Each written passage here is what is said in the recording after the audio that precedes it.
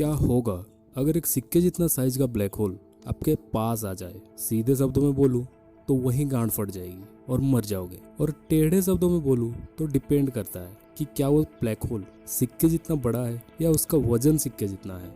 मान लो एक 5 ग्राम का सिक्का ब्लैक होल में बदल गया। कैसे बदला, क्यों बदला, हमें उससे मतलब नहीं है। हमें लेना देना है उसके वजन से कि 5 ग्राम का ब्लैक होल, ये ब्लैक होल इतना छोटा होगा, एक हाइड्रोजन एटम भी इसके सामने बहुत बड़ा लगने लगेगा, जो असल में खुद बहुत छोटा होता है। ये ब्लैक होल एटम से इतना छोटा होगा जितना एक एटम सूरज से छोटा होता है। सोच भी नहीं सकते इतना छोटा, कोई माइक्रोस्कोप इसको देख नहीं सकता, इतना छोटा। ब्लैक होल इतना छोटा है तो उसकी लाइफ भी बहुत छोटी होगी। इस 5 ग्राम के ब्लैक होल के होने से 450 टेराजूल एनर्जी रिलीज होगी, जो कि एटम बम से 3 गुना ज्यादा खतरनाक है। यानी ये ब्लैक होल अगर आपके आसपास है तो गांड फटना तो भाई तय है। अब तक हम बात कर रहे थे कि ब्लैक होल का वजन सिक्के जितना हो तो क्या होगा, लेकिन अब हम बात करेंगे ब्लैक होल का साइज सिक्के जितना हो तो क्या होगा। एक सिक्के जितने बड़े ब्लैक होल का वजन हमारे धरती से कई गुना ज्यादा होगी, क्योंकि ब्लैक होल का डेंसिटी बहुत ज्यादा होती है। यानी कि 1 इंच के ब्लैक होल का वजन धरती से कई गुना ज्यादा होगी। दिमाग की फट रही है ना, मैं समझाता हूँ। जैसे 1 किलो रुई दिखने में बहुत ज्यादा होती है ना, वही 1 किलो लोहा दिखने में बहुत कम होती है। तो यहाँ पे धरती को हम रुई मान लेते हैं और लोहे को ब्लैक होल। अब समझ में आया कि क्यों होता है ऐसा। इस छोटे से ब्लैक होल का सरफेस ग्रेविटी हमारी धरती से अरबों खरबों गुना ज्यादा होगी। इसकी ग्रेविटी इतनी स्ट्रॉन्ग होगी कि आपके हर एक एटम को ये तोड़ फोड़ के खा जाएगा। जब तक आपको समझ आएगा कि क्या हो रहा है, ब्लैक होल आपका कतरा कतरा निगल चुका होगा। फिर तुम सोच रहे हो कि बस इतनी सी बात, उसके बाद ब्लैक होल खत्म। घंटा। ये वाला ब्लैक होल आपके टुकड़े टुकड़े करके खत्म नहीं हो जाएगा, फिर ये बड़े मुर्गे पकड़ेगा जैसे धरती और सौर मंडल। ये धरती को खा जाएगा और डकार जाएगा, फिर ये और बड़ा बन जाएगा।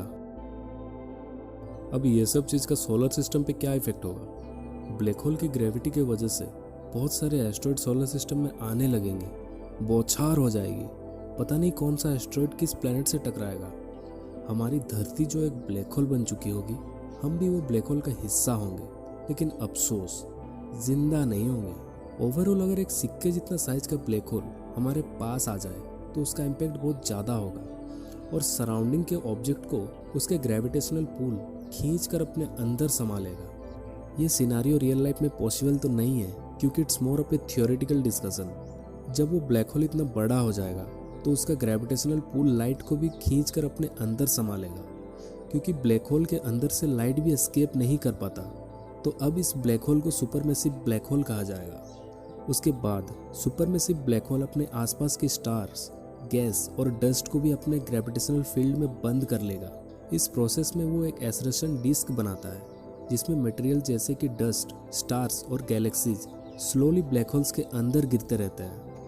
एसरेशन डिस्क से आने वाली हीट और एनर्जी के कारण एक पावरफुल रेडिएशन एमिट होती है, जो कि टेलीस्कोप से डिटेक्ट की जा सकती है। लेकिन साले टेलीस्कोप चलाने वाले इंसान सभी के सभी को ब्लैक होल डकार चुका होगा।